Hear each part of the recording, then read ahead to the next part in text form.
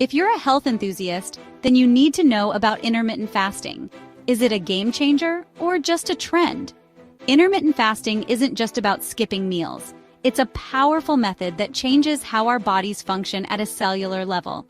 When you fast, your body switches from burning glucose to burning fat for energy. This process, called ketosis, helps in weight loss and may even reduce inflammation. But that's not all. Intermittent fasting can improve your insulin sensitivity, lower your risk of type 2 diabetes, and even promote longevity by triggering autophagy, the body's way of cleaning out damaged cells. However, it's not a one-size-fits-all solution. People with certain medical conditions, like diabetes or eating disorders, should avoid intermittent fasting or consult a healthcare professional first.